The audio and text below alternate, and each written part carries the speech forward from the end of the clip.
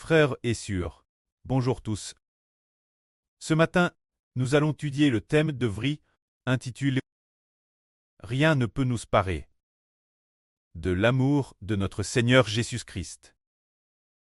Le Seigneur Jésus-Christ, afin de faire de nous ses membres et ses enfants, afin que nous ne soyons pas jets dans un tang de feu et de soufre, est descendu du ciel et s'est fait homme, dans le but de sauver ceux qu'il aime, afin que ceux qu'il aime puissent un jour atteindre la mer de verre, pour y adorer et louer Dieu, alors que toute l'humanité, ceux qui appartiennent à Satan, prieront, les enfants de l'Israël spirituel.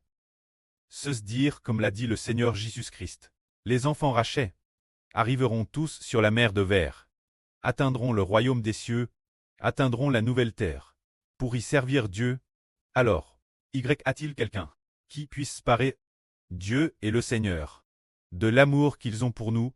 Aucune créature ne peut nous en séparer. Nous n'avons jamais entendu parler de quelqu'un qui, pour donner la vie éternelle aux hommes, soit descendu en personne du ciel pour se faire homme.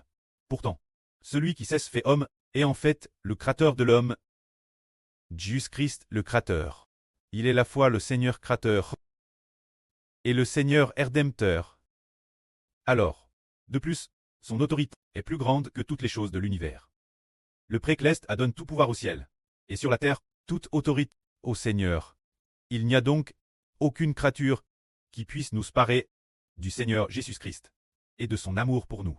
Car aucune créature n'a le pouvoir ni la force de vaincre le Seigneur Christ, qui a DJ, sa force a DJ tout sur mon. De plus, il a volontairement accepté de mourir pour nous. Il nous aime au point de donner sa vie. Alors, aucune créature ne peut séparer l'amour du Seigneur Jésus-Christ envers nous. Si nos parents terrestres, dans leur amour pour nous, peut-être sont-ils RTS, donner leur vie par amour pour nous. Mais, une fois qu'ils sont morts, ils ne peuvent plus continuer nous aimer. Pourtant, ce Seigneur, après être très mort, il a pu ressusciter des morts pour continuer nous aimer pour l'éternité. Par amour pour nous, il a été crucifié, versant son sang et donnant sa vie, pour nous racheter, afin de nous épargner la colère future de Dieu. Et pour que nous puissions très âme de lui pour l'éternité, il devait ressusciter après sa résurrection. Il peut continuer nous accorder un amour éternel. Ainsi, qui peut nous en séparer? De plus, si c'est un homme qui aime une autre personne, alors après sa mort, il ne peut pas ressusciter. Madame, si il pouvait ressusciter, peu importe sa force, elle ne suffirait pas. Pas assez. Pour l'empêcher de nous aimer, parce que la force de l'homme, par exemple, si une personne veut en aimer une autre, alors, très hard par la police, très légaux, ou très entravant dans tous les aspects, cela peut faire obstacle. L'amour entre les hommes, mais l'autorité de Jésus-Christ est plus grande que tout l'univers. Il n'y a donc rien qui puisse faire obstacle l'amour de notre Seigneur Jésus-Christ. Ainsi, aucune créature ne peut faire obstacle l'amour du Seigneur Jésus-Christ pour nous. Alors, a-t-il une créature qui puisse faire obstacle ce que nous allions aimer le Seigneur Jésus-Christ? Rien ne le peut non plus. Un jour futur, nous serons peut-être jets en prison, mais cela ne pourra pas encher notre amour pour le Seigneur. Peut-être que nous serons mi-morts cause du nom du Seigneur, mi-morts tout le jour, comme des brebis qu'on ne la boucherie. Mais cela ne pourra pas encher non plus notre amour pour le Seigneur. Nous sommes mi-morts, mais l'avenir, le Seigneur nous ressuscitera. Après nous avoir ressuscités, nous pourrons encore continuer, aimer le Seigneur pour l'éternité. De plus, nous formons avec le Seigneur un seul corps. Le Seigneur est l'esprit de ce corps. Ainsi, il n'y a aucune créature qui puisse séparer le Seigneur Jésus-Christ de son amour pour nous. Lisons cela. Pour que Dieu fasse de nous ses fils, il a fait de son premier-né, Jésus-Christ, de son Fils unique. Le premier-né, l'origine, Jésus était le Fils unique de Dieu. Maintenant, parce qu'il a racheté de TRS nombreux frères et sœurs, qui sont devenus ses membres, ainsi, le Seigneur Jésus n'est plus le Fils unique de Dieu, car Dieu a d'autres fils avec lui. Ainsi, le Seigneur Jésus est devenu le premier-né, afin que nous, qui avons été rachetés par le Seigneur Jésus, puissions, en Jésus-Christ, les frères de Jésus-Christ, et devenir avec le Seigneur, les fils de Dieu. Alors le précleste nous a ainsi prédestinés, les fils de Dieu, pour que nous partagions la gloire avec le Seigneur. Ainsi, le précleste nous a prédestinés recevoir cette fonction, recevoir cette bénédiction. C'est pourquoi il nous a appelés. Après qu'il nous a appelés, il a pardonné nos péchés, nous a déclarés justes, et après nous avoir déclarés justes, il nous a aussi donné la gloire, pour que nous obtenions une vie semblable à Dieu et au Seigneur Christ, et il nous a aussi donné les fonctions de roi et de prêtre.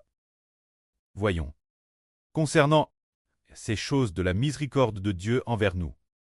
Paul dit, concernant la miséricorde de Dieu envers nous, qui nous appelle devenir ses fils, que pourrions-nous dire de plus?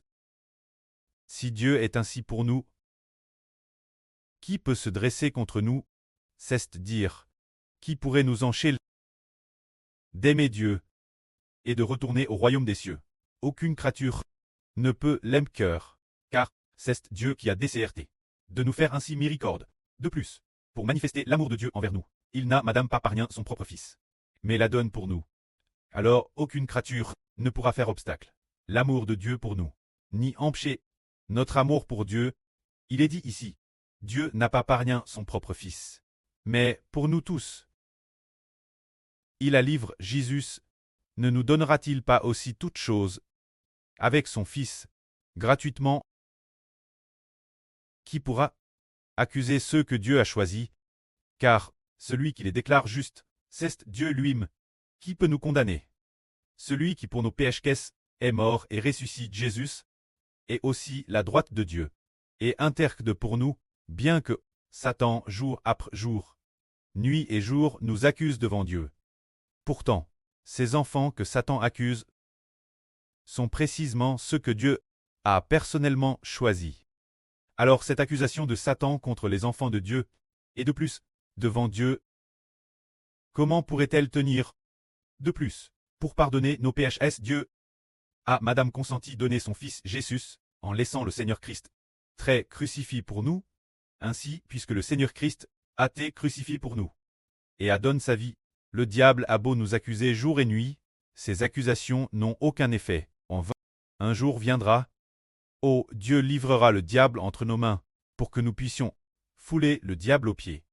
Et il livrera aussi les enfants du diable, les partisans de Satan, entre nos mains, pour que nous détruisions les anges tchous et la descendance de Satan. Si le précleste est ainsi pour nous, aucune créature ne pourra nous accuser. De plus, celui qui a été crucifié pour nous, se dire, le Seigneur Jésus créateur de toutes choses, qui est aussi la droite de Dieu, pour intercéder en notre faveur. Alors aucune créature ne pourra l'emporter sur nous. Il est dit ici, qui peut nous séparer de l'amour de Christ? Serait-ce la détresse, l'angoisse, la persécution, la faim, le dénuement? Elle peut, le danger. Selon qu'il écrit, c'est cause de toi, qu'on nous met morts tout le jour, qu'on nous regarde comme des brebis destinent la boucherie. Mais, par celui qui nous a aimés, dans toutes ces choses, nous sommes plus que vainqueurs. Se dire, nous tous ses enfants. Une grande multitude de personnes, cause du nom du Seigneur Jésus-Christ. Nous sommes mis morts tout le jour. Le monde nous considère comme des brebis destinent la boucherie. C'est-à-dire aux yeux de ceux qui détiennent le pouvoir, disant, il semble, désertaire, que le moment est venu de nous éliminer tout moment, de nous fusiller tout moment. Mais, par le Seigneur Jésus-Christ qui nous a aimés dans toutes les tribulations, nous sommes digés plus que vainqueurs. Comme l'a dit l'apôtre Paul, car j'ai l'assurance que ni la mort ni la vie, ni les anges, ni les dominations, ni les puissances, ni les choses présentes, ni les choses venir, ni la hauteur, ni la profondeur, ni aucune autre créature, ne pourra nous séparer de l'amour de Dieu, manifeste en notre Seigneur Jésus-Christ. Le précleste Jéhovah a, madame, mis son Saint-Esprit en nous, et l'Esprit de son Fils aussi en nous. Madame lui, pour montrer qu'il nous aime ternellement, a fait alliance, faisant miséricorde pour toujours, l'Israël spirituel, et ses enfants. Il a envoie son Fils dans le monde comme homme, pour que son Fils verse son sang, et soit crucifié, pour garantir ainsi son amour pour Israël, qui ne changera jamais. Alors, ne crierait-il pas, le sang vert par son Fils? Il aimera certainement profondément son Fils, et son Fils ne nous aimerait-il pas? Son Fils a donné sa vie pour nous. Alors aucune créature ne pourra faire obstacle, ne pourra nous séparer de l'amour de Dieu, et aucune créature ne pourra faire obstacle et l'amour du Seigneur Jésus-Christ. Pour nous, l'avenir, il y aura un jour, oh, nous serons DJ au jour des morts. Nos corps auront DJ à été massacrés par d'autres, et dispersés en divers endroits. Notre sang aura DJ coule sur la terre, mais il y aura un jour, oh, le moment venu, le Seigneur Jésus-Christ nous appellera un par un. Nous, tous ses enfants, tous entendent sa voix, et ressusciteront d'entre les morts. Quand nous serons ressuscités d'entre les morts, le pouvoir de la mort n'aura plus aucune autorité sur nous, ni aucune place, et pour l'amour qu'il nous porte, Dieu jettera la mort dans un tang de feu et de soufre. Il n'y aura plus de mort, et Dieu lui-même essuiera toutes les larmes de nos yeux, car il nous aime profondément. C'est parce que son Fils a été crucifié pour nous, donnant sa vie et versant son sang. Aucune créature ne pourra nous séparer de l'amour de Dieu. Dans le livre de Zacharie de la Bible, il écrit cet événement, c'est que Satan devant un ange puissant accusait un homme, nomme Josué le souverain sacrificateur. En réalité, ce souverain sacrificateur Josué préfigurait le frère Eshber, préfigurant le souverain sacrificateur de la Nouvelle Alliance. Il accusait constamment le souverain sacrificateur Josué, mais un ange a défendu le souverain sacrificateur Josué en disant « Satan, que l'Éternel te réprime, que l'Éternel qui a choisi Jérusalem te réprime. Cet homme n'est-il pas un tison, à rage du feu ?» C'est ainsi que Satan n'a pas pu accuser ce souverain sacrificateur Josué. Madame les anges nous défendent. Alors le souverain sacrificateur Josué fut revêtu d'habits magnifiques, coiffe d'un diadème et dépépouille de ses vêtements sales. Cela préfigurait que l'avenir, un homme appelle le frère Eshber le souverain sacrificateur, recevrait l'office de souverain sacrificateur, recevrait l'office de roi pour gouverner Israël. Madame, si le frère Eshber venait pécher ou faiblir, il y aurait assurément un ange pour défendre le frère Eshber, car le Seigneur Jésus-Christ lui-même se tient la droite du pré pour défendre le frère Eshber. Alors aucune créature ne pourra nous accuser, frère et sœurs. Si par ignorance nous sommes séduits et tombons, il y a assurément le Seigneur Jésus-Christ au ciel, la droite de Dieu, pour intercéder en notre faveur. Les anges qui nous gardent nous défendent aussi. Alors Dieu nous fait miséricorde et nous rend plus que vainqueurs. Que la gloire soit rendue au prêtre et au Seigneur. Amen.